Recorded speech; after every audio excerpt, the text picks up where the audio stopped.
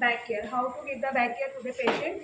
तो सबसे पहले हम बैक केयर देते किसको है, किसको नहीं देनी है, इस बात का ध्यान हमें रखना है और किस लिए दे रहे हैं ये हमें पता होना चाहिए बैक केयर देने से पहले। तो हम हर उस पेशेंट को देंगे जो बेड रिटर्न होगा।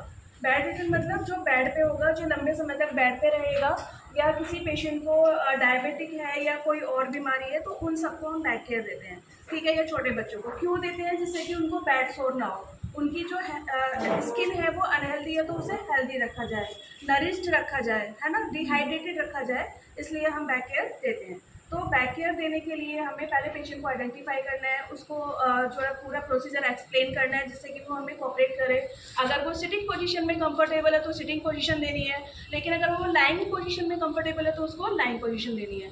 सेकेंड थिंग, आपको ये ध्यान रखना है कि कोई भी अगर प्रोमिनेंट बोन है, प्रोमिनेंट मतलब ऊपर उभरी हुई बोन है, ठीक है, तो उस पर आपको प्रेशर ज़्यादा नहीं लगाना है, ठीक है। जो वहाँ पे भी कोई रेडनेस हो रहा है या कहीं पेन जैसी स्किन हो रही है तो वहाँ पे आपको प्रेशर नहीं लगाना है, इस चीज़ का आपको खास ध्यान देना है। इसके बाद हम जो बैक केयर देंगे वो हम बेड सोर से बचाने के लिए देते हैं, और उन पेशेंट को देते हैं जो अनकॉन्शियस पेशेंट होते हैं, ओल्ड पेशेंट होते हैं, डायबिटिक पेशेंट होते हैं, या किसी को स्किन बीमारी होती है वो वाले पेशेंट होते हैं, या फिर किसी की कोई सर्जरी होती है और वो लंबे टाइम तक बेड पर सेम पोजीशन में रहता है, तो उसको हम बैक केयर देते हैं। तो ये टोटल 7 स्टेप में कंप्लीट होती है। सबसे पहले जो स्टेप होता है वो आपका होता है क्लीनलीनेस। क्लीनलीनेस करने से पहले हमें अपने हैंड वॉश करने हैं, जितने भी हमने ऑर्नामेंट्स पहने हैं, रिंग पहनी है, कड़ा जो भी हमने पहना है उसको रिमूव करना है, प्रॉपर तरीके से हमें हैंड वॉश करने हैं, ठीक है। फिर हमें ग्लव्स वियर करने हैं। ग्लव्स वियर करने के बाद हम स्टार्ट करते हैं क्लीनलीनेस। क्लीनलीनेस के लिए हम लेंगे, पहले हम आर्टिकल देख लेते हैं कौन कौन से लेंगे। देखिए हमारे पास एक होना चाहिए गर्म पानी, ठीक है, वार्म वाटर। इसके साथ हमारे पास एक टॉवल, ऑयल, अगर हमें किसी पेशेंट की स्किन ड्राई है तो उसके लिए हम ऑयल यूज़ करेंगे।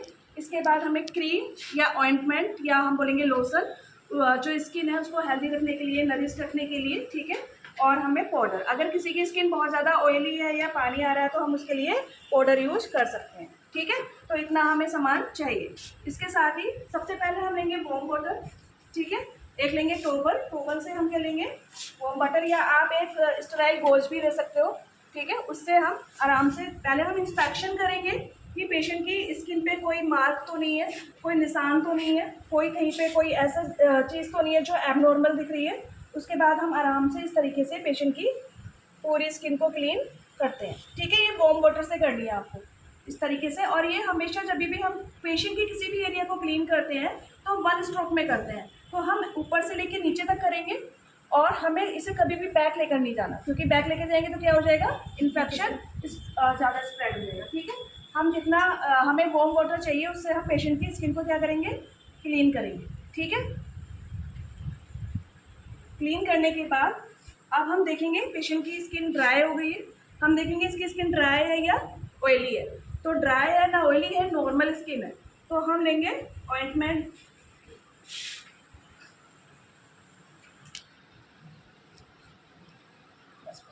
ठीक है। सेकंड जो स्टेप होता है हमारा पेस्ट्री सेज, ठीक है। सेकंड स्टेप हमारा पेस्ट्री सेज होता है। तो हम पेस्ट्री सेज में क्या करेंगे, पहले तो हम ऑइंटमेंट को पूरे इसकी बॉडी पे क्या करेंगे, अप्लाई कर लेंगे, ठीक है।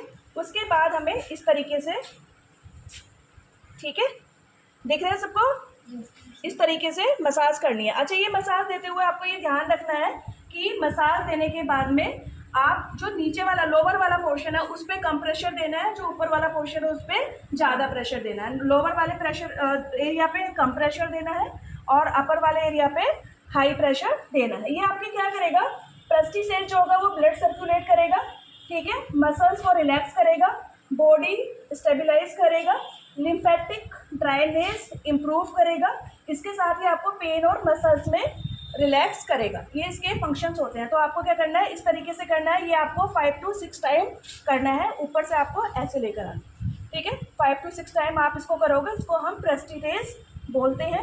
ये एक सबसे सेकेंड नंबर का स्टेप होता है। क्या करना है हमको, सेकेंड हमारा होता है नीडिंग। नीडिंग में हम क्या करेंगे, ठीक, नीडिंग किस लिए होता है, नीडिंग मसल्स को टेंस करता है, ठीक है, डीप मसल्स स्टिमुलेट करता है, स्ट्रेस और एंजाइटी को कम करता है, इसके साथ मसल्स फ्लेक्सिबल होता है एंड बॉडी को रिलैक्स करता है। तो नीडिंग मतलब जैसे हम आटा गूंथते हैं, ठीक है, इस तरीके से। देखिए नीडिंग कैसे करना है आपको, जैसे हम आटा गूंथते हैं ना ऐसे करके, ठीक है, आटा गूंथते हैं वैसे ही आपको करना है। उसके बाद नीचे लाइक दिस, इस तरीके से नीचे लेके आना है। ये भी आपको 5 to 6 टाइम करना है, ठीक, लाइक दिस। नक्कल से आपको प्रेशर डालना है और बीच में किससे डालना है, थंब से, ठीक है। ये नक्कल से प्रेशर डालना है ऐसे करके और थंब से, फिर नीचे लेकर आएंगे इस तरीके से, फिर ऐसे, ठीक है, समझ में आ गया। थर्ड स्टेप होता है आपका वाइब्रेशन। वाइब्रेशन में क्या करना है, आपको हैंड को रब करना है, ठीक है, इस तरीके, ठीक है, हैंड को रब करेंगे और फिर नीचे लेके आएंगे। ये जो स्टेप होता है ये नर्व को स्टिमुलेट करता है, पेन को रिलीफ करता है, रेस्पिरेटरी जो मसल्स होती है उनमें ये आराम देता है, पेशेंट को रिलैक्स करता है और स्मूथ इफेक्ट देता है, ठीक है। इसके साथ ही मसल्स को स्पाज्मोटिक बनाता है। इस तरीके से फिर नीचे लेके, ऐसा आपको हैंड को रब करना है और इस तरीके से वाइब्रेट करना है, फिर नीचे लेके आना है। ये भी स्टेप आपको कितनी बार करना है, 5 से 6 टाइम, ठीक है। स्टेप होता है आपका, वो होता है टेम्पोर्टमेंट, ठीक है। टेम्पोर्टमेंट जो स्टेप होता है वो आप कैसे करेंगे, ये आपकी आवाज़ के साथ आना चाहिए। इसमें क्या करेंगे, ठीक है, इसमें आपकी मसल्स को एनर्जी मिलती है, ब्लड फ्लो तेज होता है, नर्वस सिस्टम स्टिमुलेट होता है, चेस्ट फिजियोथेरेपी का काम करता है, ठीक है। इसमें साउंड आना चाहिए, साउंड आ रहा है देखो, ठीक है। फिर कैसे करेंगे, इसके बाद होता है आपका टैपिंग। टैपिंग जो होगा वो आपको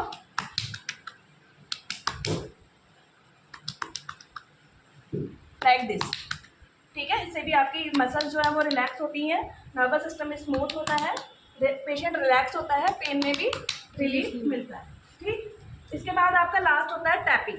टैपिंग में क्या होगा कि आपको इस तरीके से अपने हैंड को रखना है, इस तरीके से करना है, ठीक है, समझ में आया। और फिर नीचे, इसमें भी वही सारे फंक्शंस होते हैं, मसल्स को एनर्जी मिलेगी, ब्लड फ्लो आपका इंक्रीज होगा, नर्वस सिस्टम जो है वो आपका स्टिमुलेट होगा, ठीक है, चेस्ट फिजियोथेरेपी का काम करेगा। कुछ लोग अपनी सुविधा के लिए इसको ऐसे भी कर देते हैं, ठीक है, आप इसको ऐसे भी कर सकते हैं, ठीक है। तो इस तरीके से आपको पेशेंट को करना है और पेशेंट को रिलैक्स करना है। तो टोटल आपके इसमें स्टेप में प्रेस्टिटेज, नीडिंग, वाइब्रेशन, टेम्पोर्टमेंट और टेपिंग, इस तरीके से ये 7 स्टेप के साथ में आपका कंप्लीट होता है। इसमें हम देखेंगे कि जो लोअर एरिया है उस पर ज़्यादा प्रेशर नहीं डालना है, जो अपर एरिया है उस पर ज़्यादा प्रेशर डालना है, पेशेंट को रिलैक्स करना है, उससे पूछते रहना है कि आप अच्छा फील कर रहे हो या नहीं कर रहे हो, ठीक है, उसको रिलैक्स मिल रहा है नहीं मिल रहा है।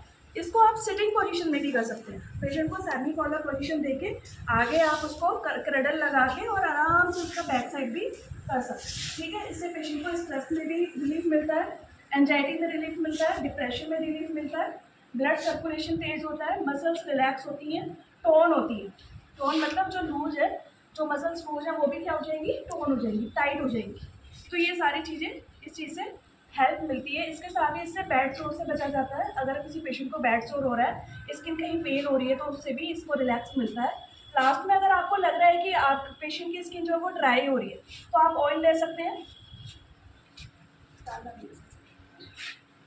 ठीक है, ऑयल ले सकते हैं और ऑयल को भी अप्लाई कर सकते हैं। और अगर इसके साथ ही पेशेंट की स्किन अगर ऑयली है, ड्राई नहीं है, तो आप पाउडर भी ले सकते हैं और पाउडर की हेल्प से भी, पाउडर भी आप ऐसे अप्लाई कर सकते हैं और उसको फिर, ठीक है, इस तरीके से स्प्रेड करके, और जो वेट एरिया है जहाँ पे पसीना ज़्यादा आता है या गीला रहता है उन वाले एरिया उसको ड्राई कर सकते हैं, ठीक है। उसके बाद आप पेशेंट के कपड़े को ठीक करेंगे, ठीक करने के बाद जो भी आर्टिकल्स है उनको रिमूव करेंगे और पेशेंट से कंसल्ट लेंगे कि उसको अच्छा फील हो रहा है या नहीं हो रहा है, ठीक है। तो ये था back care. Back care total 7 step में कंप्लीट होती है। Thank you so much.